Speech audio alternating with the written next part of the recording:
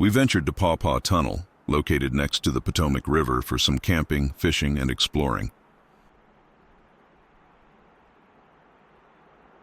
We arrived after dark, and after a great dinner around the campfire, we headed to bed. There was a chill through the night, staying into the morning. We decided to have a nice warm breakfast to start our day.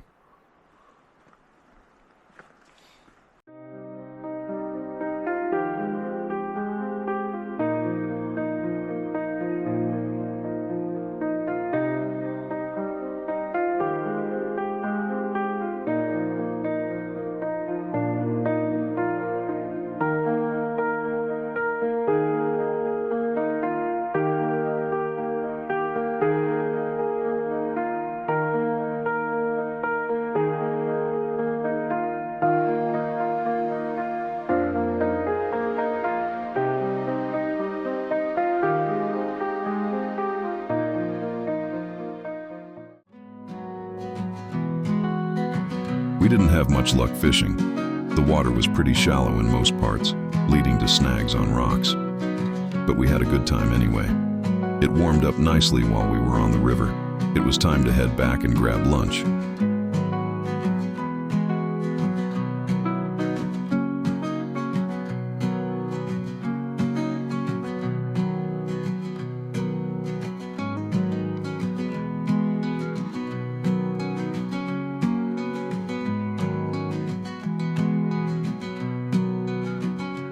We didn't catch any fish, but saw plenty of wildlife. A bird of prey, crawfish, minnows, and a wasp nest, to name a few.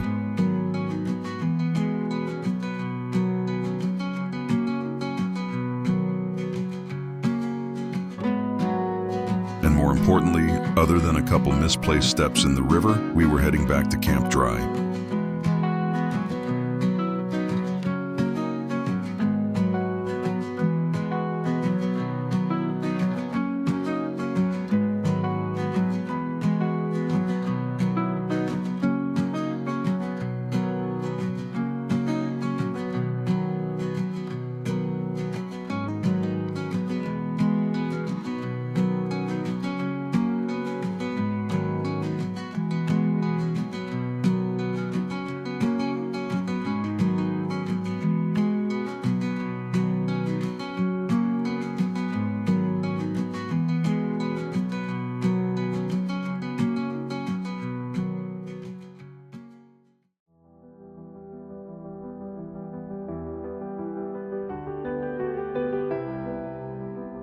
After lunch, it was a short walk along the C&O Canal to get to the entrance of the Paw Paw Tunnel, the sun affording us a great view of the first few hundred feet of the tunnel, though this didn't last long as the darkness began to envelop us.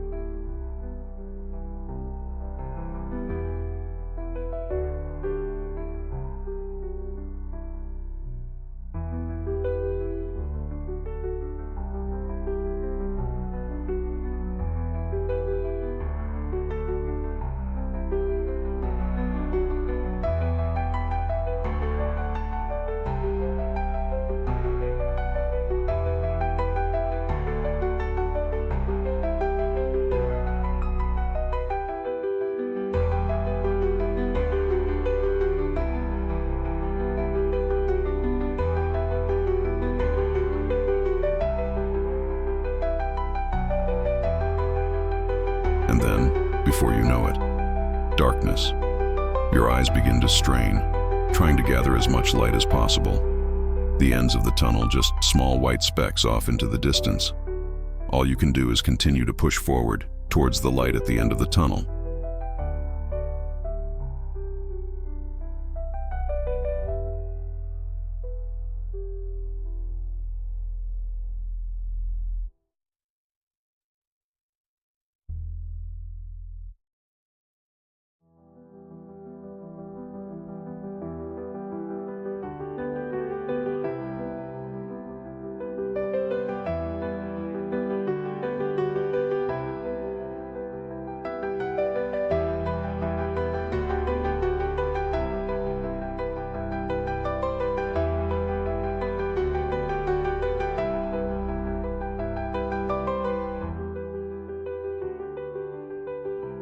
When you have walked about 3,000 feet through the tunnel, daylight and fresh air welcomes you back as you emerge on the other side. You realize that you will probably have to make this journey again, as there are only two ways to bypass the mountain: a strenuous hike over it or the Paw Paw Tunnel through it. We still had more hiking left to do, so that would be a decision to be made in the future.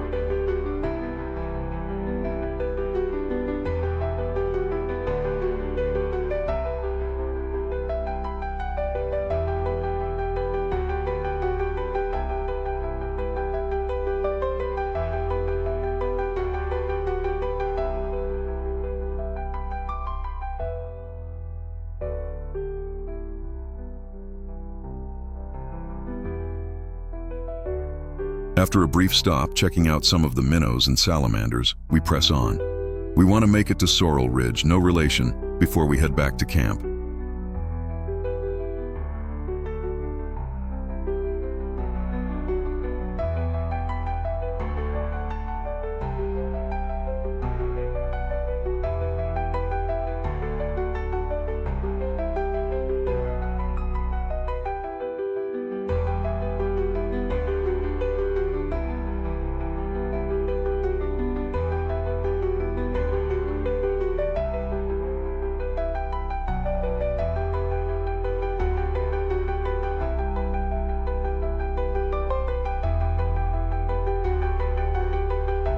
We made it to Sorrel Ridge. It's a small campground with what looks like two sites. There is a bit of a drop-off to get to the river.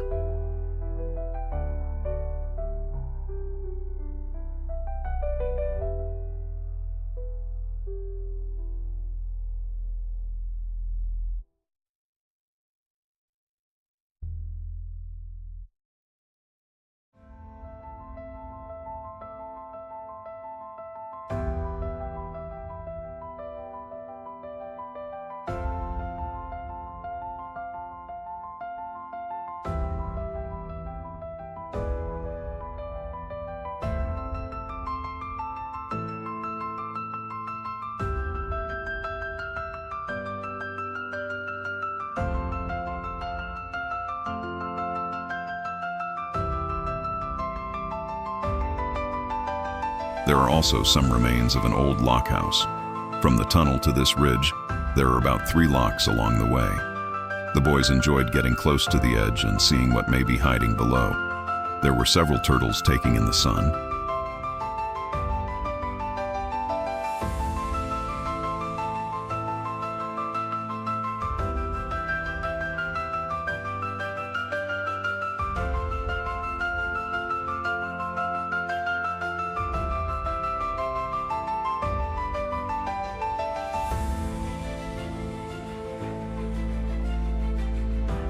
During the walk back, it was decided that we would take the tunnel back.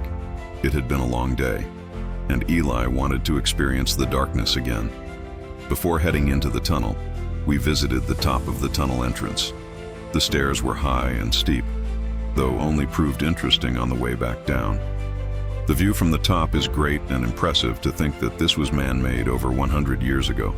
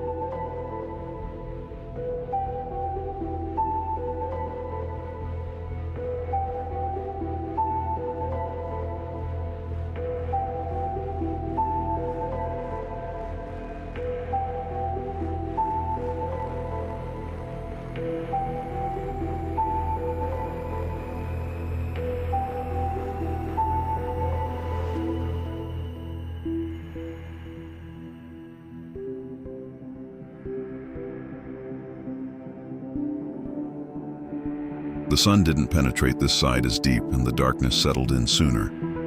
When we made it back to camp, we packed everything up and headed back home. It was a great weekend of hanging out with the boys and doing some exploring. I look forward to more times like these and future adventures.